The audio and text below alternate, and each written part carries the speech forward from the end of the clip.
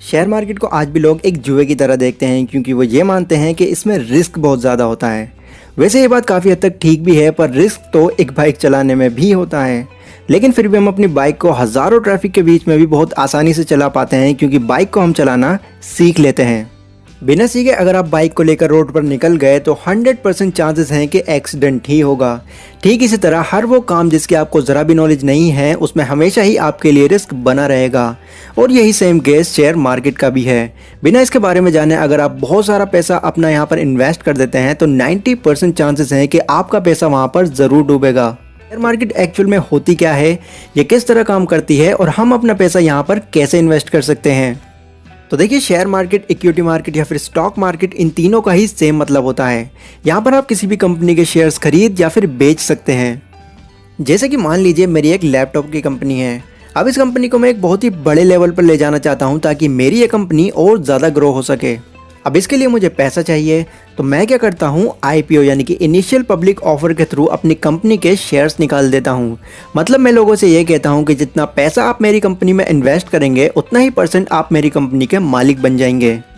For example, अगर मेरी company की वैल्यू 1 करोड़ की है और मैं 100 शेयर्स इस कंपनी से निकाल देता हूँ तो एक शेयर की कीमत हो जाती है यहाँ पर 1 लाख रुपये।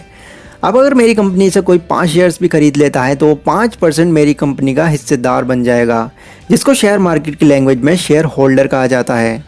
अब मेरी कंपनी को आगे चलकर अच्छा खासा प्रॉफिट होता है और उसकी वैल्यू 1 करोड़ से बढ़कर 2 करोड़ की हो जाती है। तो जिन जिन लोगों ने भी मेरी कंपनी के शेयर्स खरीद रखे होंगे उनको भी अपने शेयर्स के अकॉर्डिंग पूरा प्रॉफिट होगा। और भी सिंपल तरीके से अगर मैं इसको आपको बताऊं तो सपोज़ कीजिए आपको एक बिज़नेस शुरू करना है और आपके पास सिर्फ 20,000 रुपये हैं, जो कि उस बिज़नेस के लिए काफ़ी नहीं है। अब आप अपने फ्रेंड के पास जाते हैं और उससे कहते हैं, भाई मेरी इस कंपनी में 20,000 रुपये लगाओ और 50-50 के मेरे साथ पार्टनर बन जाओ। आपका फ्रेंड आपकी बात मानकर 20,000 रुपये उस बिज़नेस में लगा देता है, तो यहाँ पर आपकी 50-50 की पार्टनरशिप हो जाती है।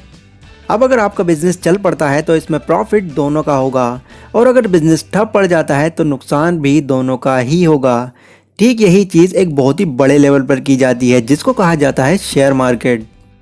वैसे ये तो सिर्फ 1-2 एग्जाम्पल्स ही थे जिनके थ्रू मैंने आपको ये बताया कि शेयर मार्केट आखिर होती क्या है, क्योंकि बड़ी बड़ी जितनी भी कंपनीज़ होती हैं उनके शेयर्स की संख्या 50 या 100 में नहीं बल्कि लाखों करोड़ों में होती है।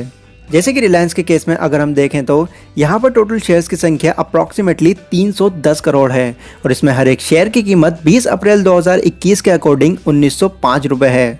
यानी कि अगर आपको रिलायंस कंपनी में 1% का भी मालिक बनना है तो आपको 100 करोड़ से भी ज़्यादा की कीमत चुकानी पड़ सकती है। लेकिन इतनी बड़ी इन्वेस्टमेंट करने की आपको कोई ज़रूरत नहीं है। अगर आप किसी कंपनी का एक नॉर्मल शेयर भी खरीद लेते हैं तब भी आप उस कंपनी के हिस्सेदार माने जाएंगे, भले ही वो 0.0% में ही क्यों ना आती हो। अब यहीं से एक और सवाल निकलता है कि कंपनी आखिर इतने लाखों शेयर्स क्यों निकालती है। शेयर तो वो 100 या 1000 भी निकाल सकते हैं, क्योंकि दुनिया में इतने बड़े अमीर इन्वेस्टर पड़े हैं, कोई भी उनके शेयर खरीद सकता है। तो देखिए, सिंपल सा फंडा है। मान लीजिए आपको 100 रुपये की बहुत ज़रूरत पड़ रही है और आप जाकर 100 रुपये अपने फादर से मांगते हैं। अब अगर आप एक मिडिल क्लास फैमिली से बिलोंग करते हैं तो आप अच्छी तरह जानते होंगे कि इतना आसान नहीं है अपने फादर से 100 रुपये निकलवा लेना। 1000 आपसे सवाल जवाब होंगे और उसमें भी 50% चांसेस हैं कि आपको पैसे मिलेंगे। वहीं अगर आप पूरे 100 रुपये अपने फादर से ना लेकर के घर में बाकी जितने भी लोग हैं उनसे अगर आप 10-10 रुपये भी लेते हैं तो यहाँ पर 100 रुपये बनने के चांसेस आपके काफ़ी ज़्यादा बढ़ जाएंगे, क्योंकि ऑब्वियसली 10 रुपये 100 रुपये के मुकाबले एक बहुत ही छोटी रकम है और कोई भी आई थिंक 10 रुपये देने पर ज़्यादा सवाल जवाब भी नहीं करेगा। ठीक यही स्ट्रेटजी सभी कंपनीज फॉलो करती हैं और वो 50 या 100 शेयर्स की जगह करोड़ों शेयर्स इश्यू कर देती हैं। अब देखिए, ये बात तो यहाँ पर मानने वाली है कि भले ही मैं आपको स्टॉक मार्केट की कितनी भी थ्योरी बता दूं, रिस्क तो इसमें हमेशा ही रहेगा। और इसका बहुत बड़ा एग्जाम्पल हम कोरोना वायरस के टाइम पर देख चुके हैं, जिसमें बहुत सारी कंपनीज को एक भारी लॉस का सामना करना पड़ा या फिर अभी भी करना पड़ रहा है। पर अगर आप भी हर्षद मेहता के इस डायलॉग से फुल्ली इंस्पायर्ड हैं तो कुछ और मोस्ट इंपॉर्टेंट पॉइंट भी मैं आपके साथ शेयर कर देता हूं, जिससे आप स्टॉक मार्केट में होने वाले रिस्क को काफ़ी हद तक कम कर सकते हैं। तो सबसे पहला पॉइंट, शेयर हमको कब खरीदना चाहिए। तो किसी भी कंपनी के शेयर को खरीदने से पहले हमें उस कंपनी की पूरी नॉलेज होना बहुत ज़रूरी है, जिसमें हमें ये देखना होगा कि ये कंपनी जो प्रोडक्ट या फिर सर्विस प्रोवाइड कर रही है इसके पिछले कुछ सालों में कैसी परफॉर्मेंस रही है और क्या आने वाले टाइम में इसकी वैल्यू और ज़्यादा बढ़ने के चांसेस हैं। और इन सब चीज़ों को पता करने के लिए आप गूगल की हेल्प ले सकते हैं। वहाँ आपको लगभग हर कंपनी की परफॉर्मेंस का पूरा डेटा मिल जाएगा। हर एक चीज़ को अच्छे से जान लेने के बाद ही उसमें अपना पैसा इन्वेस्ट करें। दूसरा पॉइंट है, शेयर्स के दाम कब घटते हैं और कब बढ़ते हैं। तो शेयर्स के दाम घटने या बढ़ने का मेन रीज़न होता है उसकी डिमांड और उसकी सप्लाई। एग्जाम्पल के थ्रू अगर मैं आपको बताऊं तो अभी कुछ टाइम पहले हमने ये देखा था कि प्याज के रेट एकदम से ही बहुत ज़्यादा इंक्रीज़ हो गए थे, क्योंकि पीछे से उसकी सप्लाई कम थी लेकिन ख़रीदने वाले बहुत ज़्यादा थे। अब ख़रीदने वाले ज़्यादा होंगे तो उसकी डिमांड ज़्यादा होगी, और अगर डिमांड ज़्यादा होगी तो ऑब्वियस सी बात है रेट भी इंक्रीज़ होंगे। एंड सेम यही चीज़ स्टॉक मार्केट में भी होती है। लोगों को जब ये लगेगा कि ये पर्टिकुलर कंपनी आगे चलकर बहुत ज़्यादा ग्रो करने वाली है तो बहुत सारे लोग इसमें अपना पैसा इन्वेस्ट करना चाहेंगे, जिससे उसकी डिमांड ज़्यादा हो जाएगी और इसी की वजह से शेयर के दाम इंक्रीज़ हो जाएंगे। वहीं अगर दूसरी तरफ कोई कंपनी लॉस में जा रही है तो लोग उस कंपनी के शेयर्स बिल्कुल ना के बराबर खरीदते हैं, जिसका नतीजा ये होता है कि उस कंपनी का शेयर दिन ब दिन डाउन होता चला जाता है। तीसरा और बहुत ही इम्पॉर्टेंट पॉइंट, कितना पैसा हमें शेयर मार्केट में इन्वेस्ट करना चाहिए। तो ये डिपेंड करता है आपकी एज और आपकी फाइनेंशियल कंडीशन पर। फॉर एग्जाम्पल, अगर आपकी एज 55 या 60 साल से ऊपर की है और आप ज़्यादा रिस्क नहीं लेना चाहते तो आपके लिए स्टॉक्स की बजाय म्यूचुअल फंड और एफडी एक बेस्ट ऑप्शन हो सकता है।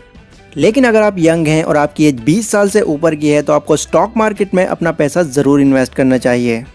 पर ध्यान रखने वाली बात यहाँ पर यह है कि हमें उतना ही पैसा स्टॉक मार्केट में इन्वेस्ट करना चाहिए जिसके लॉस हो जाने पर आपको ज़्यादा दुख ना हो। अगर आप शुरू में ही इसमें लाखों रुपए अपने इन्वेस्ट कर देते हैं और इन सम केस आपका पैसा अगर डूब जाता है तो आप फिर कभी इन्वेस्ट करने के बारे में सोच भी नहीं पाओगे। तो हमेशा ही अपनी फाइनेंशियल कंडीशन को ध्यान में रखते हुए अपना पैसा इन्वेस्ट करें। और लास्ट पॉइंट है हमारा, स्टॉक मार्केट में हम अपना पैसा कैसे इन्वेस्ट करें। तो इसके लिए आपको मेनली एक डीमेट अकाउंट की ज़रूरत पड़ती है।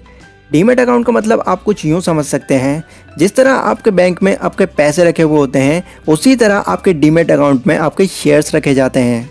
और डीमेट अकाउंट आप किसी भी बैंक के थ्रू खुलवा सकते हैं, या फिर अब प्ले स्टोर पर बहुत सारी एप्लीकेशंस ऐसी मौजूद हो गई हैं जिससे आप घर बैठे ही अपना डीमेट अकाउंट खोल सकते हैं और स्टॉक मार्केट में अपना पैसा इन्वेस्ट कर सकते हैं। देखिए, स्टॉक मार्केट खुद में ही एक बहुत ही बड़ा टॉपिक है। जितनी ज़्यादा नॉलेज आप इसके रिगार्डिंग लेते रहेंगे उतना ही आपके पैसे डूबने के चांसेस कम हो जाएंगे। ये कुछ ऐसी बुक्स हैं जिनको मैं ज़रूर रिकमेंड करना चाहूँगा, जिनको रीड करके मैक्सिमम लोग इन्वेस्टिंग की दुनिया में कामयाबी हासिल कर चुके हैं। इन सभी बुक्स की लिंक मैंने नीचे डिस्क्रिप्शन में दी हुई है, वहाँ पर जाकर आप किसी भी बुक को परचेज़ कर सकते हैं। तो ये वीडियो गाइस आज की हमारी यहीं तक थी। पसंद आई है तो लाइक और शेयर ज़रूर करें।